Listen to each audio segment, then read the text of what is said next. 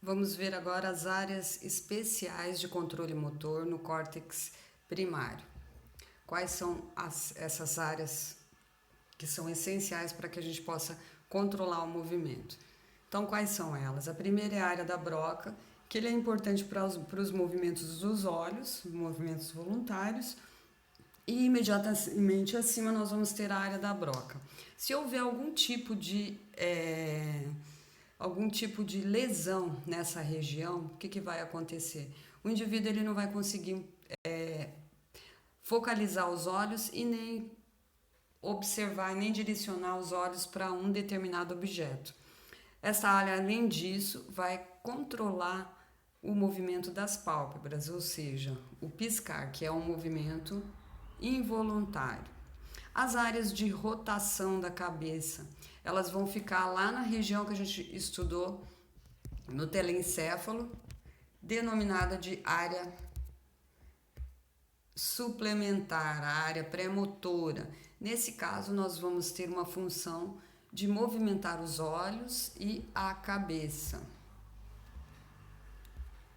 Ainda temos outra área importante, que é a área das habilidades manuais. Ela fica localizada na região anterior do córtex primário e se relaciona principalmente às extremidades, as mãos e os dedos. Quando ocorre algum tipo de lesão ou a presença de um tumor nessa área, nós não vamos ter uma coordenação com propósito. Não vai haver uma coordenação para pegar um objeto, por exemplo. Por exemplo, o indivíduo ele vai à frente, vai com a mão à frente do objeto. Isso é chamado de apraxia motora, gente. Então, a pessoa ela não consegue controlar o próprio movimento se existe uma lesão nessa área do córtex motor. Se ocorrer uma remoção do córtex motor lá na área piramidal, como é uma região que produz movimentos finos, então o que não vai acontecer? O movimento voluntário vai ser perdido, principalmente os movimentos das extremidades, das mãos e dos pés. Essa área ela vai ser essencial para todos os movimentos que são finos, movimentos finos e controlados pela nossa própria consciência. Os nervos piramidais. Na figura em amarelo, nós vamos ver várias células nervosas. Sabemos então que o sistema nervoso, a área cinzenta, ela possui uma trama imensa de células nervosas e cada uma dessas células elas vai ter uma função diferente. Por exemplo, algumas células têm função estática e dinâmica. A função estática, você vai ter uma descarga nervosa lenta. Então, nessa faixa, vai ter uma contração da musculatura lenta. Enquanto que alguns nervos piramidais são dinâmicos. Nesse caso, eles vão fazer uma excitação com um impulso nervoso num curto período de tempo. E nesse caso, o indivíduo vai precisar de uma força rápida inicial. Então, os nervos piramidais podem ser estáticos, no caso de um movimento lento, ou então nervos que têm uma função dinâmica, em músculos que precisam agir de forma rápida. Aqui as células nervosas, a célula da glia e os neurônios piramidais. São denominados de neurônios piramidais pelo próprio formato, que parece uma pirâmide, como vocês podem ver em preto.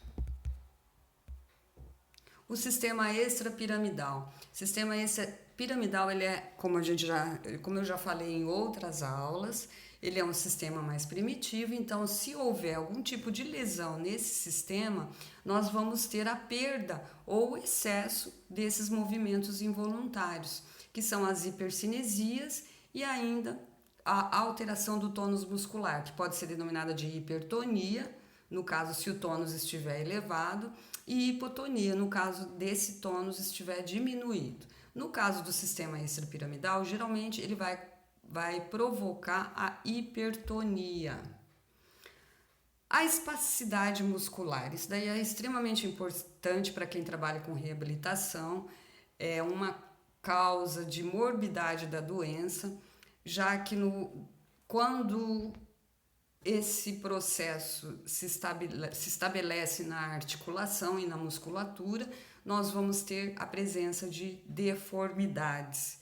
E se não for realizado todo o tratamento fisioterápico, tratamento de reabilitação, esse indivíduo vai cada vez menos ter a mobilidade desse membro, como na figura aqui. Então, nós vamos ter uma lesão do sistema extrapiramidal, nós vamos ter uma hipertonia da musculatura e esse indivíduo ele vai manter um determinado de padrão postural.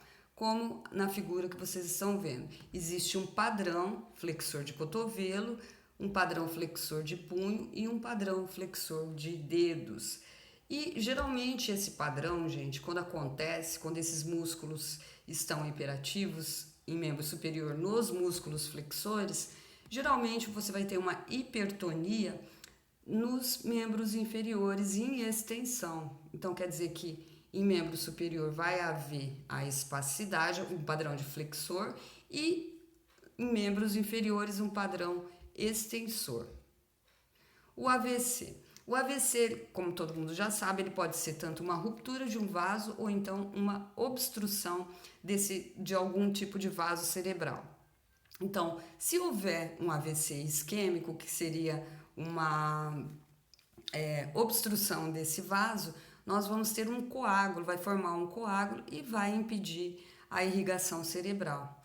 Por falta de oxigênio vai acontecer o acidente vascular. E o acidente vascular cerebral hemorrágico, nesse caso é um tanto quanto mais grave, que você vai ter a hemorragia cerebral. Então, uma veia ou um sáculozinho formado lá dentro do cérebro, uma veia vai romper e ocasionar essa hemorragia, causando lesão nas partes mais sensíveis do cérebro. No próximo vídeo nós vamos ver um pouco sobre o diencéfalo.